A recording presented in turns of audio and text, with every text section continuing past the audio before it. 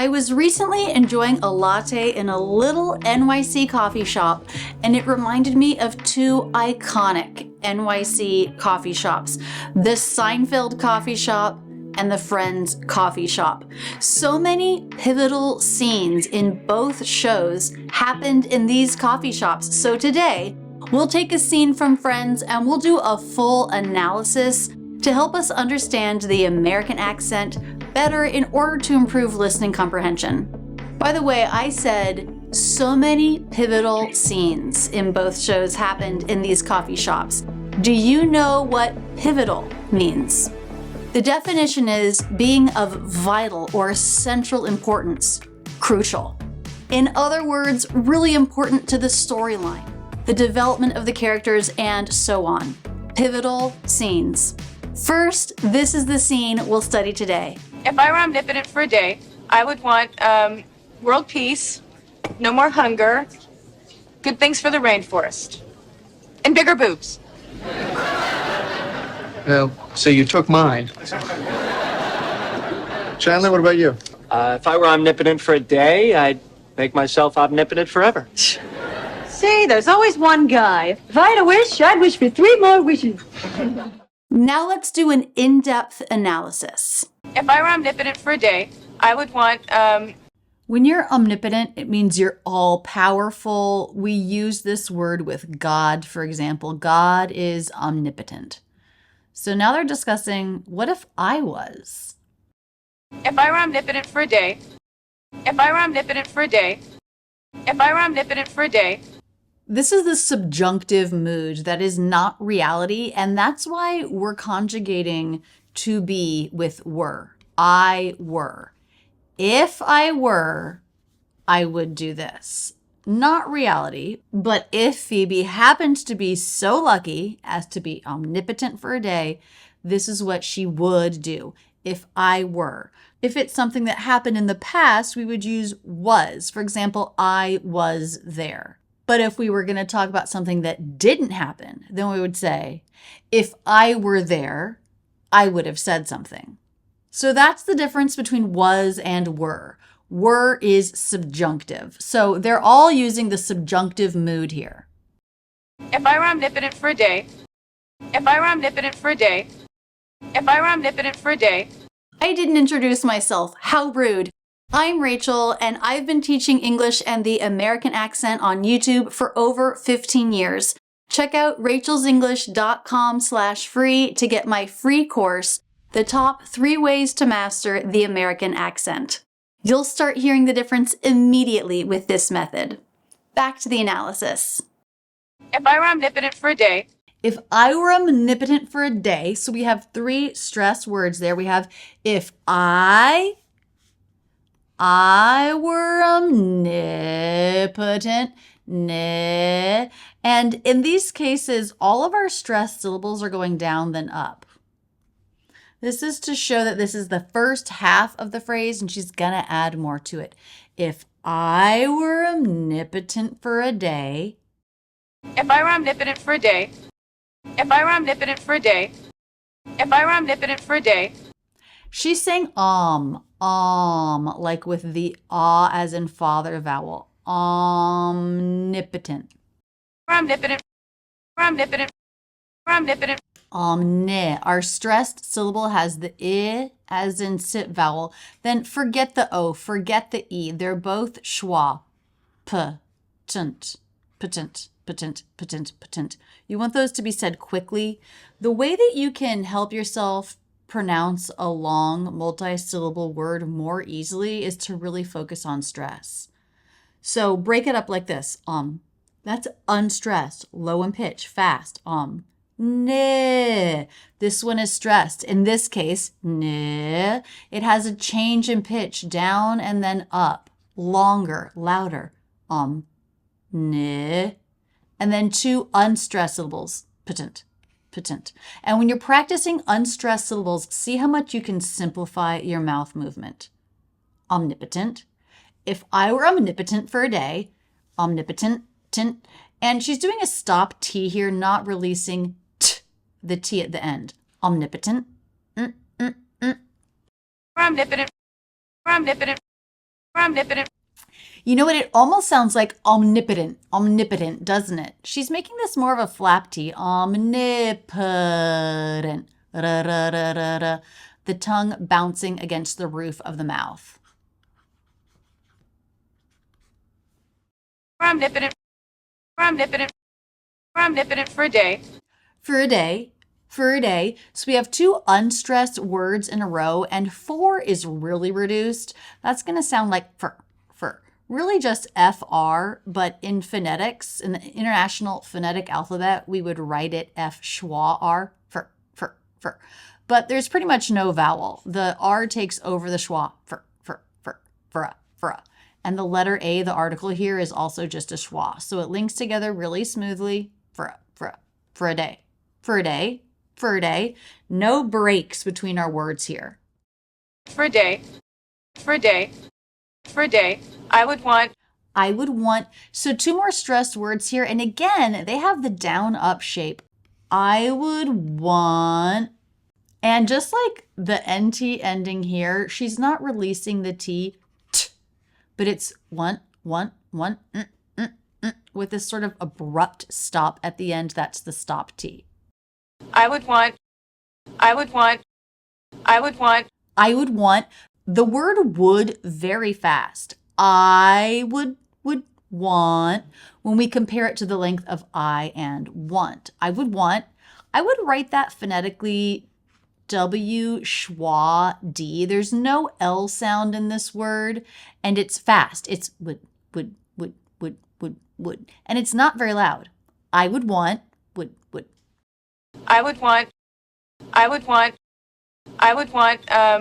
World peace, no more hunger, good things for the rainforest. She's listing things, so her stress is going up. Our stress goes up for everything in a list until the last item, rainforest. Then we'll see here if our intonation goes down. World peace, and it's this change in pitch along with the length that shows us that this is a stressed syllable. It's more clear. Now, I know world is one of the hardest words to pronounce. Let's look at the pronunciation W, and then forget the vowel. It's the R vowel consonant combination. It's just one sound. Were. Think of this word. Were. It's the same kind of sounds you want down here in the beginning of the word. Were. Now, the tricky part also, it's not just the R, but it's that dark L. Whirl. This dark sound is made with the back of the tongue. So you don't actually lift your tongue tip. Whirl. Your tongue presses down and back in the back, but the tip touches behind the bottom front teeth. Whirl. So I'm moving the tongue tip down. It was up for the R. I'm moving it down. Whirl. Then I'm bringing it down and pressing the back of the tongue down and back. Now, it might be confusing to think about that. You might just want to focus on the sound and on imitating it. Whirl. Try that. Whirl. World peace. And then a little light D on the end, not released, linking right into the P sound. World. That's the D.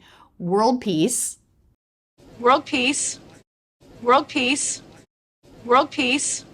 Peace. Peace. Listen to just that word in slow motion. You can really hear the shape of stress and how the pitch is going up at the end. Peace. Peace. Peace. No more hunger. No more hunger. Hunger. Again, she's making a list. It's not the last thing in the list, so it goes hunger. It goes down, up. No more hunger. No and more, these are less stressed. They're kind of flatter. No more hung. No more hung. No more hunger. No more hunger. No more hunger. No more hunger. Now the N here is actually part of the NG sound, hung. So it's not pronounced like an N, it's pronounced with the back of the tongue, and then we do get a hard G. Hunger, gur. That G releases into the schwa R ending, hunger. I just might as well write out the whole IPA for this. It's the vowel, very neutral, very relaxed in American English. Hunger, hunger. Hunger, hunger. Good things for the rainforest. Good things. So she's going up here. Good. This is the vowel like in push. It's not like in shoe, but push. Sugar. Good things for the rainforest. And then yes, it's her last item in the list. She's put a period and it does go down. Rainforest. Rainforest. Rainforest. Rainforest. So we've got good things for the, things for the, pronounced more quickly. Those are not stressed. And we do have that reduction where for becomes for the. Not very clear, not very loud, pretty flat in pitch. For the rainforest. For the rainforest. For the rainforest. For the rainforest. And bigger boobs. So 3 things for the world, 1 thing for herself that she throws in at the end. And bigger boobs. And bigger boobs. And bigger boobs. And this is also a statement. And big. We have stress on our adjective. And bigger boobs. And stress on our noun.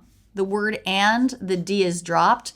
And the an is just connecting up into that stress syllable.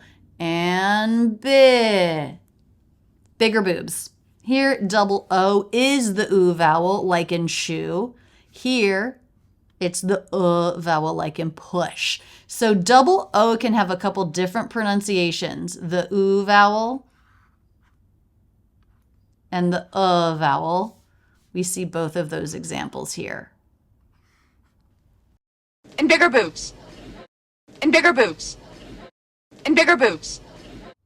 Boob here, she's using the slang verb, the chest of a female, but it also means a stupid person, a fool, a dunce, or a mistake that someone has made. So let's use it in a sentence. What do you think of Professor Smith? I think he's a total boob and his classes are boring. And bigger boobs. And bigger boobs. And bigger boobs. Well is one of these filler words that isn't very clearly pronounced sometimes. Here, I'm really just hearing L. I'm not hearing the W at all. L. So you took mine.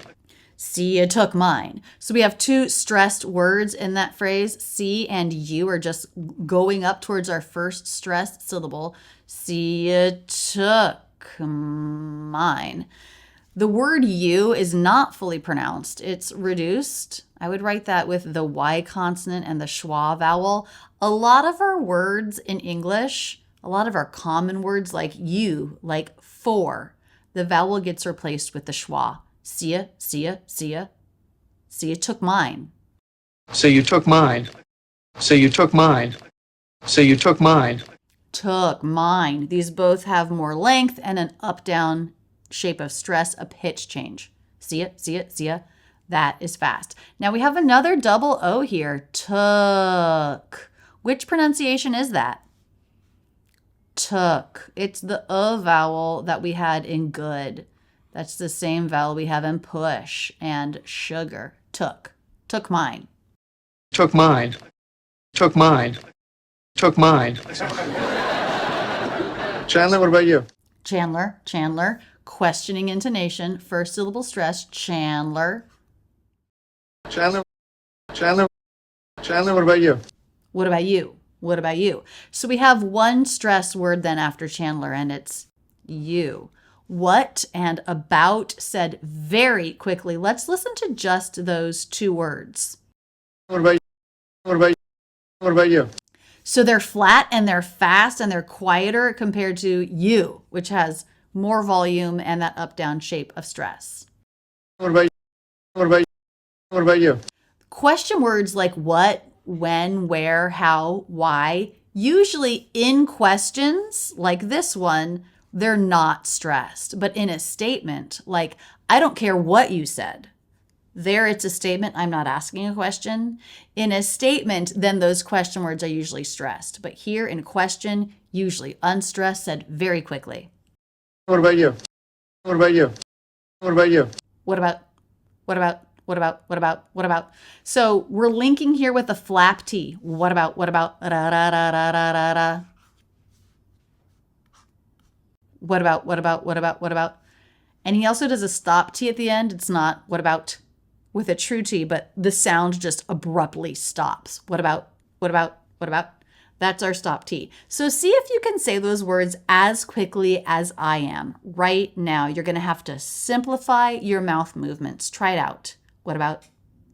What about? What about? What about? What about you? What about you? What about you?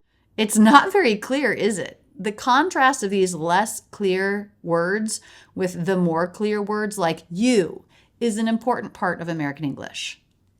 What about you? What about you? What about you? If I were omnipotent for a day, I'd If I were omnipotent for a day. So he's thinking here with the thinking vowel. That's the vowel like in butter, very relaxed. If I were omnipotent for a day. So again, we have I were. Subjunctive mood, not reality. if I were omnipotent for a day, I'd if I were omnipotent for a day, I'd if I were omnipotent for a day, I'd Omnipotent, omnipotent. I also hear this as a flap T here. Omnipotent, omnipotent, omnipotent. Sort of a tricky word, focus on the stress. Da-da-da-da. It might help you to actually take the sounds out and just do it on nonsense sounds like da or ma. Ma-ma-ma-ma. Da-da-da-da. Da-da-da-da. Helps you feel the stress. Omnipotent, omnipotent, omnipotent. And again, we have that stop T at the end. So 4 syllables, second syllable stress. Omnipotent. omnipotent for a day, I'd For a day, for a day. 4, not pronounced for, but pronounced for. A, not pronounced A, but pronounced For a, for a, for a. Linked together, very smooth. For a, for a, for a, for a. For a day. for a day, for a day, for a day, Very short compared to day, which has more length, more volume, and a change in direction of pitch. for a day, for a day, for a day, I'd Here we have I'd.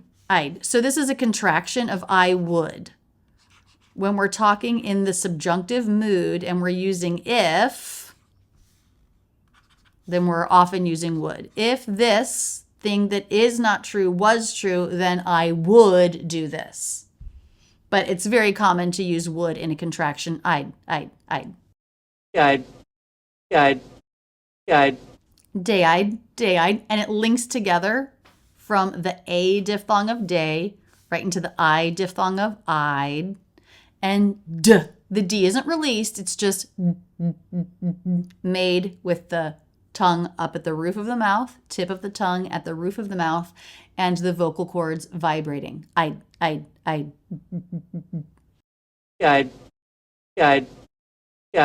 make myself omnipotent forever. A few more stressed words here. Make myself, make. Any pitch change is a stressed syllable. Make myself omnipotent forever.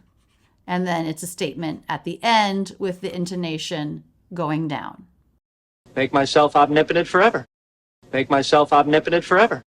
Make myself omnipotent forever. Make myself, make myself. We don't really hear k, the K release there. Make myself, make myself. That would be a little over pronounced. Make myself, make.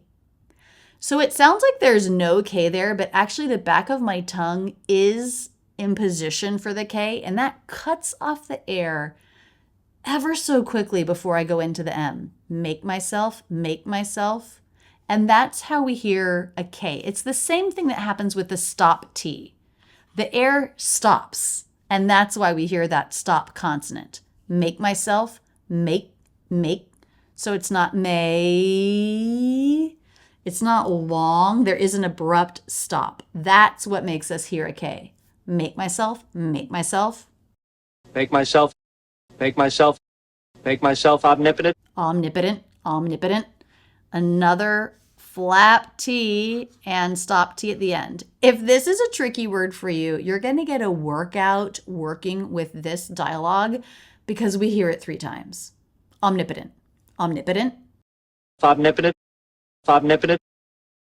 forever.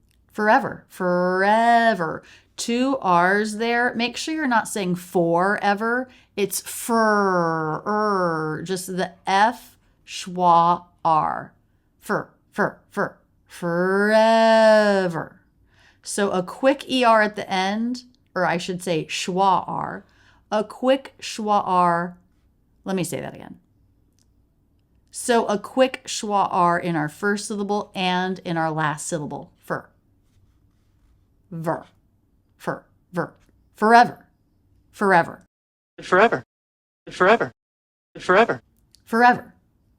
Up, down shape of stress. When you focus on that shape, I think it helps make the words easier to pronounce. Forever. Really smoothly connect all of your sounds. Forever. See, there's always one guy. See? Pitch going up, questioning intonation. It can also show like exasperation, like I can't believe this. See, there's always one guy. 3 of our syllables in this next phrase are stressed. Can you feel what they are when you listen to it on a loop? There's always one guy. There's always one guy. There's always one guy. There's always. There, I feel that scoop in the voice. There's always. So that's our adverb. There's always one. Longer. And then guy. Also longer, this time going down in pitch. There's always one guy. Notice the Z sound for the apostrophe of is linking in here. Ending consonant links into beginning vowel. That's one of the ways that we make our speech really smooth in English. There's always one guy. There's always one guy. There's always one guy.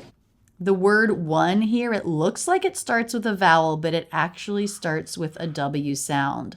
W, as in butter, N. One. One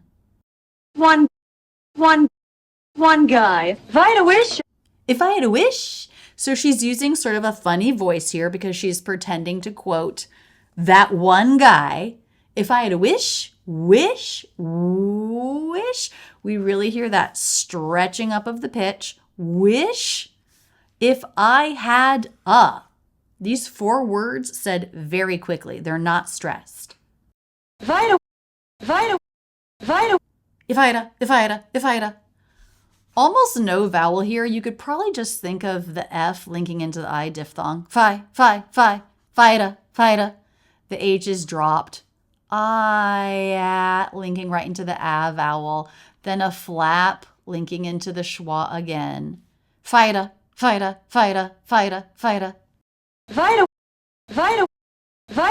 What's up with Americans doing this with English? Well, it's the contrast between stressed and unstressed that actually makes clear English. So in order to have that contrast, you have to have some words that are said very quickly. And it ends up being hard to understand on its own. But in a whole sentence, that contrast makes the whole sentence very clear. If I had a wish, I'd wish for 3 more wishes. Again, we have the I'd contraction. That's short for I would, I'd wish, I'd wish, I'd wish. So it's fast. It's not going to be stressed. I'd wish, I'd wish, I'd wish. So the pitch is all just coming down for our scoop at 3. I'd wish for all going down 3. And then we have a change of direction. And as almost always, we have this reduction. It's not for, but it's for. Wish for, wish for, wish for, wish for, wish for. I'd wish for 3 more wishes. I'd wish for 3 more wishes. I'd wish for 3 more wishes. I'd wish for 3 more wishes. She kind of stresses more as well. That's pretty clear. 3 more wishes. 3 more and then statement intonation at the end going down. 3 more wishes. 3 more wishes. 3 more wishes. 3 more wishes. All longer than, for example, for, or one very short word, for. 3 more wishes. 3 more wi. These are all at least twice as long as our tiny little reduction, for. 3 more wishes. 3 more wishes. 3 more wishes. Let's listen to this whole conversation one more time. If I were omnipotent for a day, I would want world peace, no more hunger, good things for the rainforest, and bigger boobs. Well, so you took mine. Chandler, what about you? If I were omnipotent for a day, I'd make myself omnipotent forever. See, there's always one guy. If I had a wish, I'd wish for 3 more wishes. Thanks so much for studying with me. Keep up your learning now with this video, and don't forget to subscribe with notifications on. I love being your English teacher. That's it, and thanks so much for using Rachel's English.